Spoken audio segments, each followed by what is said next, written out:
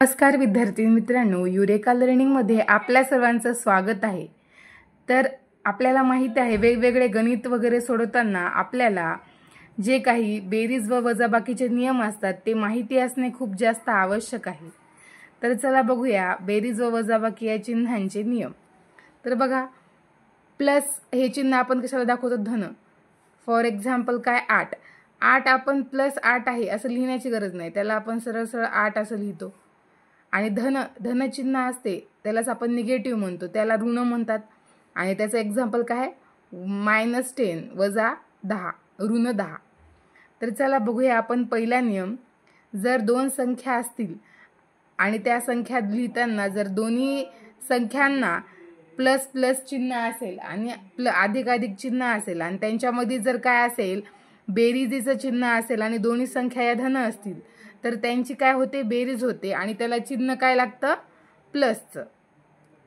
दुसरा नियम आहे, जर दोन संख्या असतील आणि पहिली संख्या ही धन असेल आणि दुसरी संख्या ही जर ऋण असेल तर त्या दोन्हींची काय होते? वजाबाकी आणि त्याला मोठ्या संख्येचं काय द्यावं लागतं? चिन्ह। तिसरा नियम आहे ऋण अधिक धन। ऋण अधिक धन असेल म्हणजे पहिली संख्या ही ऋण असेल आणि दुसरी संख्या ही धन असेल तर त्यांची काय होते? वजाबाकी होते आणि चिन्ह काय लागते? मोठ्या संख्येचे। चौथा नियम आहे, जर दोन्ही संख्या ऋण ऋण असतील आणि त्यांची बेरीज असेल तर उत्तरामध्ये बेरीज होईल आणि त्याला चिन्ह काय लागेल? ऋण। चला तर हा नियम समजून घेण्यासाठी आपण काही उदाहरणांच्या स्वरूपामध्ये बघूया। पहिलं उदाहरण आहे 4 + 9। आता बघा, दोन्ही संख्या या कशा आहेत? धन धन आहेत। धन 4 धन 9, तर यांची काय होईल? बेरीज होईल आणि 9 आणि 4 किती होतील? 9 10 11 12 13। दुसरी संख्या बघा। आता इथं काय नियम तयार होईल आपला? बघा बरं, पहिली संख्या ही धन आहे आणि दुसरी संख्या ही काय आहे? ऋण आहे आणि या दोन्हीमध्ये काय आहे? बेरीज आहे। तर पहिली संख्या धन असेल, दुसरी संख्या ऋण असेल तर त्यांची काय होते? वजाबाकी होते। तर 12 मधून जर 3 गेले तर किती उरले? 9 आणि चिन्ह कोणत्या संख्येचं लागते? मोठ्या संख्येचे। तर इथं 12 ही काय आहे? मोठी संख्या आहे आणि मोठ्या संख्येला कोणतं चिन्ह आहे?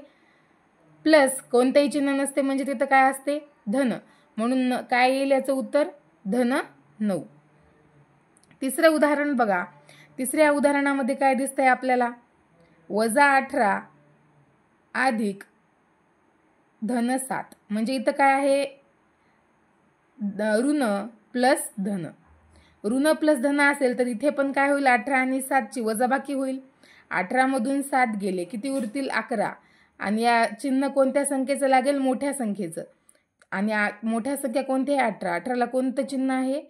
ऋण। तर काय आपलं उत्तर काय येईल? ऋण 11। चौथं एक्झाम्पल बघा, याच्यामध्ये काय आहे? -5 अधिक -2 म्हणजेच काय? ऋण 5 अधिक ऋण 2। दोन्ही संख्यांना ऋण ऋणचं चिन्ह आहे तर काय होईल यांचं? ऋण अधिक ऋण यांची काय होईल? बेरीज होईल म्हणजे 5 आणि 2 किती होतील? 7 आणि चिन्ह काय लागेल? वजाचंच, म्हणजे आपलं उत्तर काय येईल? -7। आता पाचवं गणित हे थोडं बघा। याच्यामध्ये आपल्याला एकदाच किती संख्या घेतल्यात? आपण 4-5 संख्या घेतल्यात। तर जेव्हा असं उदाहरण येते मिक्स स्वरूपामधले की जेव्हा वजा आणि अधिक, ऋण आणि धन ह्या संख्या सोबत येतील तर काय होईल? बघा, लिहिताना पहिलं जे काही ऋण ऋण संख्या आहे ते एकत्र लिहून घ्या। -8 -4 आणि -2 यांची बेरीज करायची आणि त्या एकत्र लिहून त्यांना वजा चिन्ह द्यायचं। 8 8 आणि 4 12 12 13 14 14 आणि प्लस वाले नंतर लिहायचे एकत्र। +3 आणि +5 5 आणि 3 किती होतील? 8 होतील। +8 म्हणजे काय होईल? आता इथं बघा, वजा आणि अधिक आहे। वजा आणि अधिक म्हणजे ऋण आणि धन जर आलं तर त्यांची काय होते? वजाबाकी होते। 14 मधून जर 8 गेले तर किती उरतात? 6 आणि चिन्ह कोणत्या संख्येचं लागते? मोठ्या संख्येचं। मग आपलं उत्तर काय येईल? -6। आता शेवटचं गणित काय आहे याचं उत्तर तुम्ही मला सर्वांनी कमेंटमध्ये द्यायचं आहे। धन्यवाद।